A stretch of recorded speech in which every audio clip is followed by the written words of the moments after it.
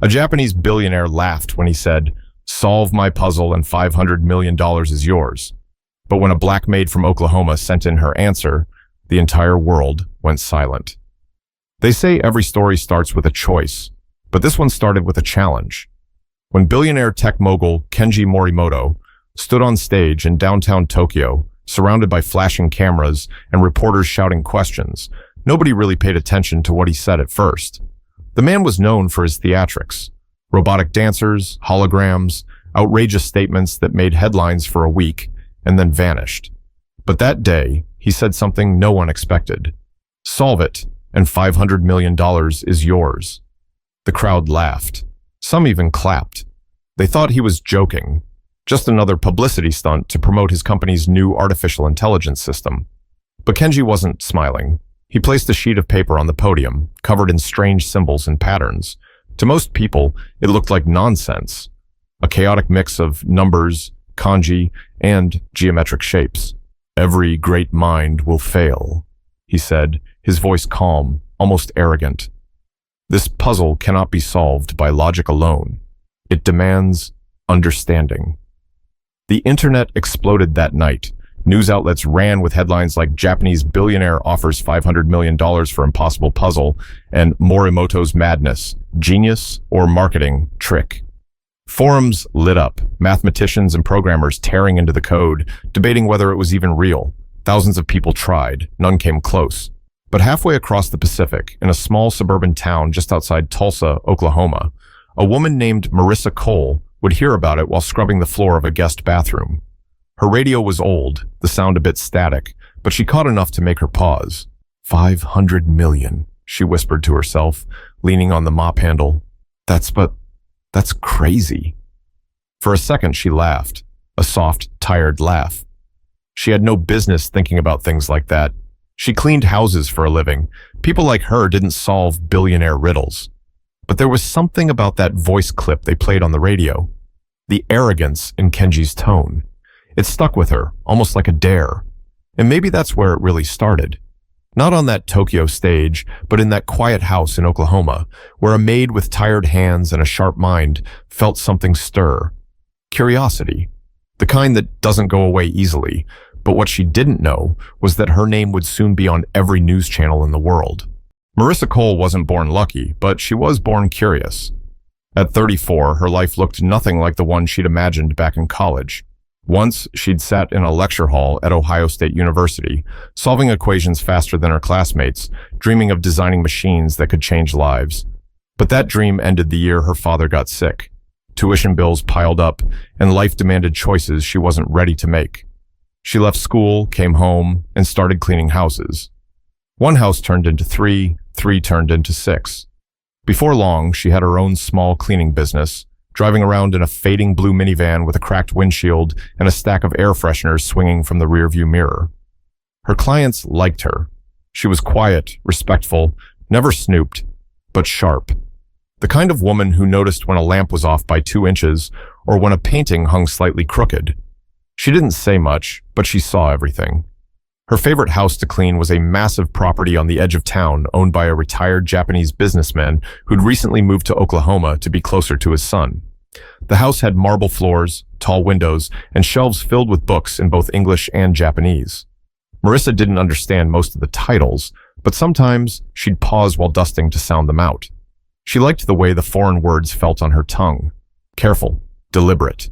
Every evening, when she got home to her small one-bedroom apartment, she'd make tea and open her old laptop. It was slow, missing 2 keys, and the battery barely lasted an hour, but it worked. She'd spend time solving logic puzzles online, not for money, just for the thrill of figuring something out. Patterns made sense to her. They were order in a world that rarely offered any. Her friends teased her for it. "Girl, you clean 12 hours a day and still want to stare at numbers?" Her neighbor Tasha would laugh. Marissa would just shrug. "Numbers don't lie," she'd say. "People do." Tasha would roll her eyes. "Yeah, well, numbers don't pay rent either." They'd laugh, but Marissa knew deep down that her mind still itched for more. Like there was a part of her that refused to give up on who she used to be. But sometimes, life has a strange way of remembering you, even when you've stopped remembering yourself. Kenji Morimoto didn't grow up rich. He built his empire with bare hands, sharp instincts, and an ego large enough to fill the boardroom of Moritech Robotics, the Tokyo-based company that made him one of the most powerful men in Asia. To his investors, Kenji was a genius, a man ahead of his time. To his critics, he was a narcissist who believed the world revolved around his ideas. Both were right. He'd spent years chasing perfection, pushing his engineers to design machines that could think, not just follow commands, but interpret, reason, even improvise. When he launched Project Izanami, a neural AI meant to mimic human intuition, he believed he'd finally reached that frontier. But something went wrong. The AI produced results even his own team couldn't explain. Patterns appeared where none should exist, formulas that defied mathematical rules. So in one of his most bizarre press conferences, Kenji turned the glitch into a spectacle. He claimed the AI had generated a riddle, one so advanced that only a mind capable of true understanding could solve it. Then he made his announcement. Solve it and $500 million is yours. It was madness, but profitable madness. Stocks spiked. Traffic on the company's site hit record numbers. Universities and private think tanks started competing, desperate to prove their brilliance. Kenji enjoyed the chaos. He'd watch videos of professors debating, laughing to himself over a glass of sake. In his mind, this was art, the world dancing to his rhythm. But privately, Kenji was lonely. His empire was filled with people who feared him, not respected him. His assistants came and went, no one lasting long under his impossible standards. Even his own family had distanced themselves, tired of living under his shadow.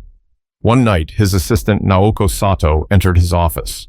"Sir, do you think anyone can really solve it?" she asked carefully. Kenji smirked, not looking up from his desk.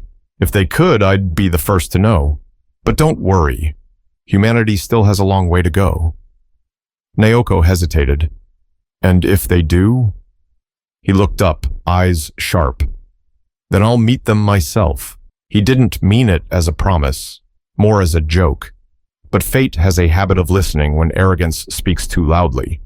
And across the ocean, someone was already holding the key he thought no one could ever find. The world didn't sleep for days after Kenji's announcement. You couldn't scroll online without seeing it. The strange puzzle plastered across every social platform.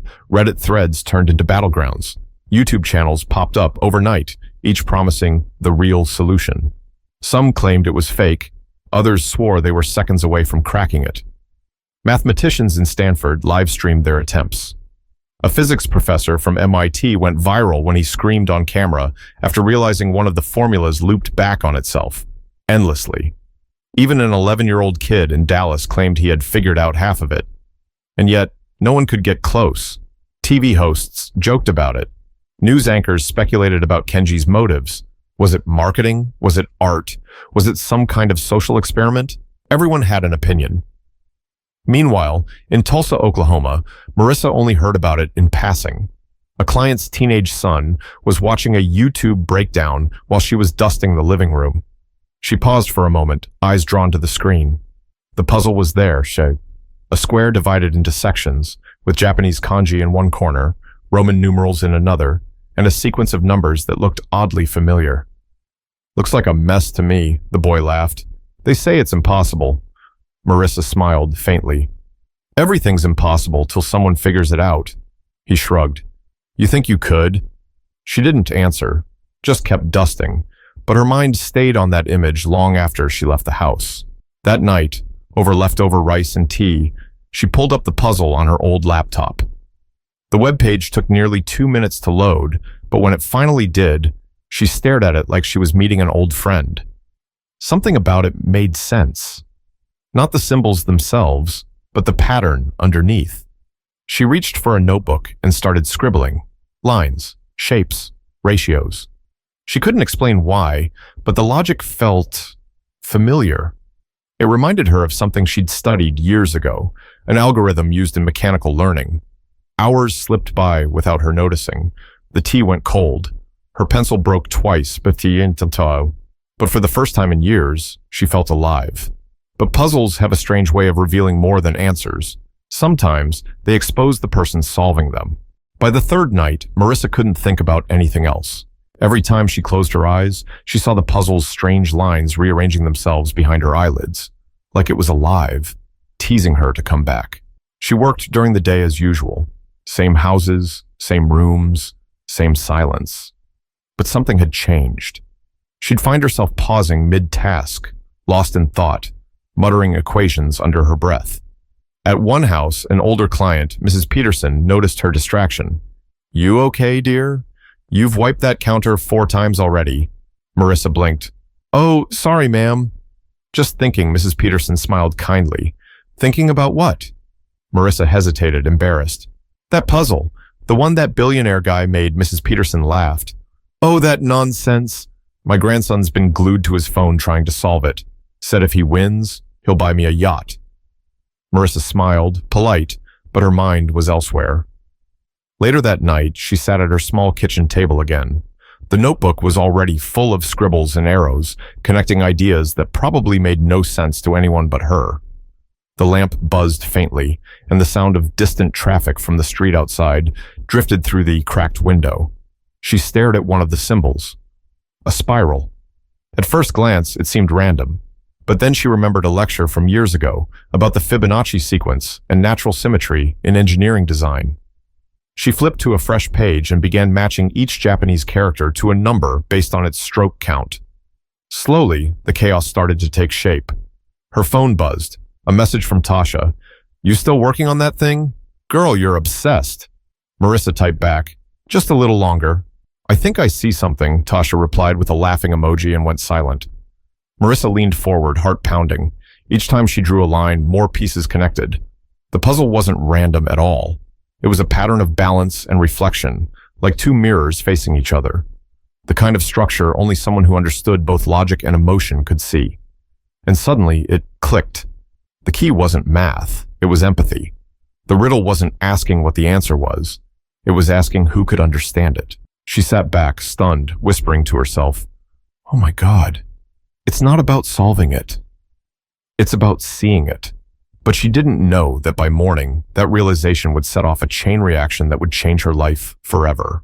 By the next evening, Marissa's apartment looked like the inside of a detective's office. Pages covered the table, the counter, even the floor, filled with notes, arrows, sketches, and lines connecting one pattern to another. She hadn't eaten much, barely slept, but her eyes burned with that rare kind of focus that happens only when your mind knows you're close to something big. Outside, rain tapped lightly against the window, the kind of steady sound that makes time feel slower. She didn't even notice when the power flickered for a moment. Her entire world had shrunk down to a single sheet of paper. At exactly 11:42 p.m., she circled a cluster of numbers near the corner of the puzzle. To anyone else, they'd look random. 3, 5, 8, 13, 21. But to her, it was the Fibonacci sequence again.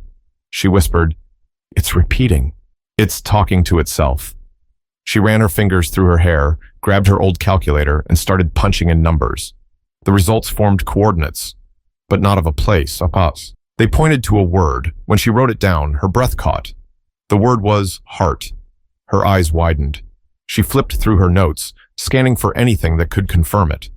The puzzle's final phrase, the Japanese kanji near the bottom, suddenly made sense.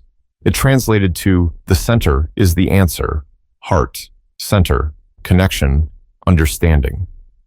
Her hands trembled. "That's it," she whispered. "That's the answer." Still, part of her didn't believe it.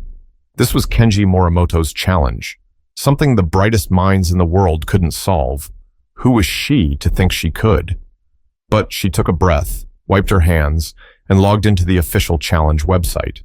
The cursor blinked on the screen, waiting for her to type. She entered one word, heart. Then she clicked submit. The page froze for a few seconds, then displayed a message.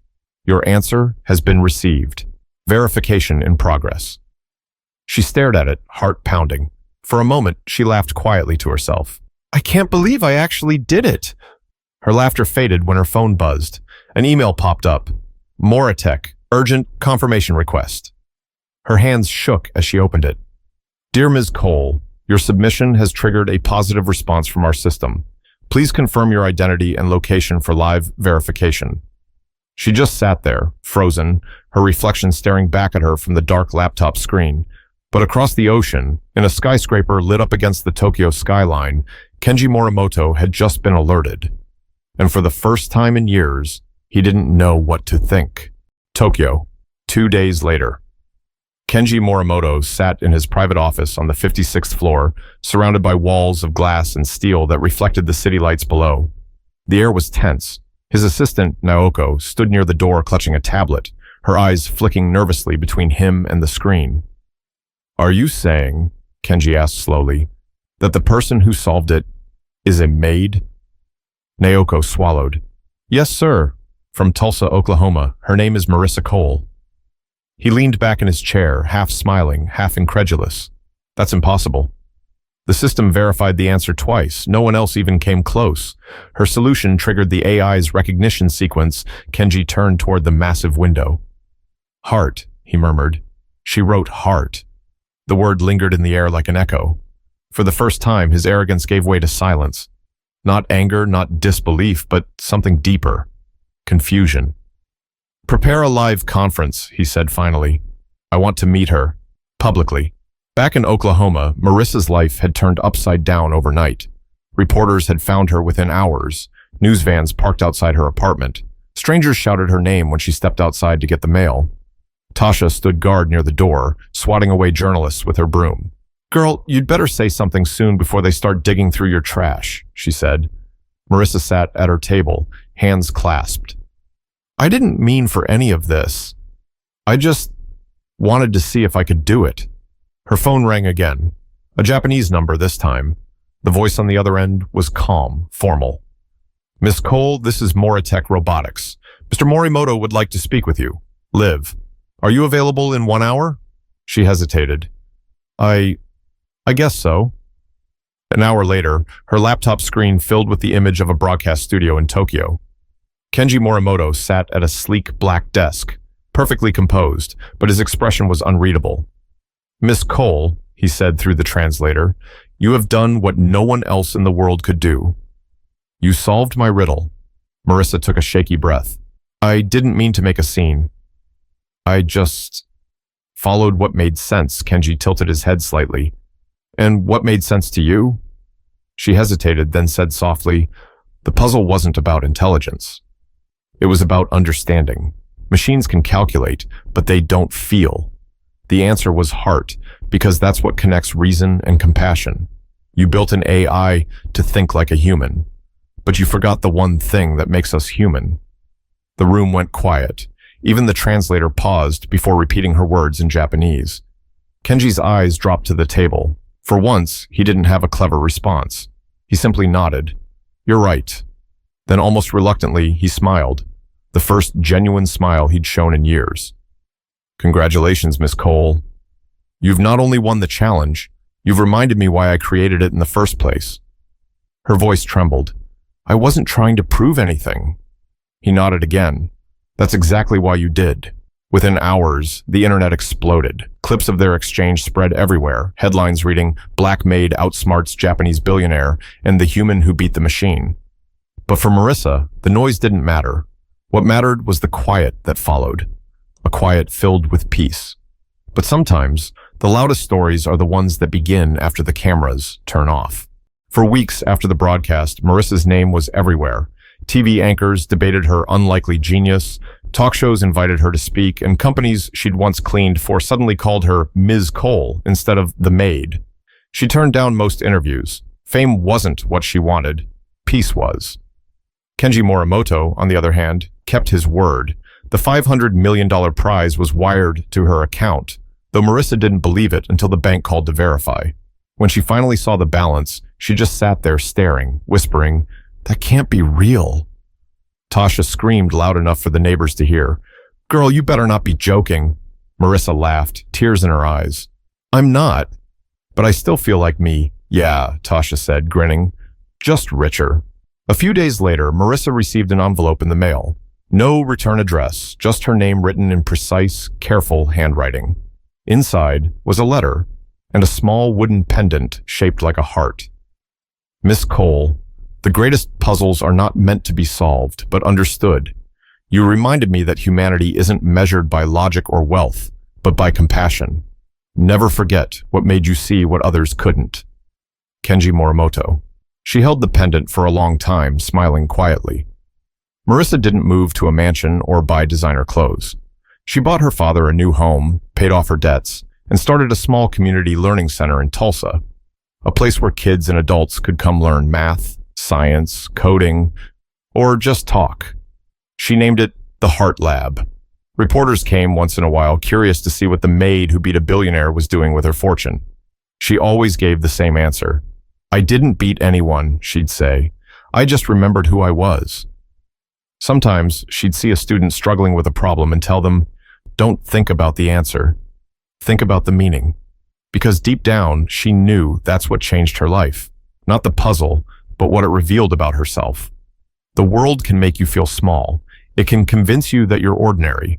But every now and then, something reminds you that brilliance doesn't belong to titles, money, or degrees. It belongs to those who care enough to see what others ignore. So, if you ever doubt yourself, remember Marissa. Remember that a woman with tired hands and an old calculator once proved the smartest man in Japan wrong. Not with numbers, but with heart. Because sometimes, the greatest intelligence is kindness. If this story moved you, share it with someone who's forgotten their own potential. Remind them that no dream is too far gone and no life too ordinary to shine. Because the next time the world says impossible, maybe it's your turn to prove them wrong.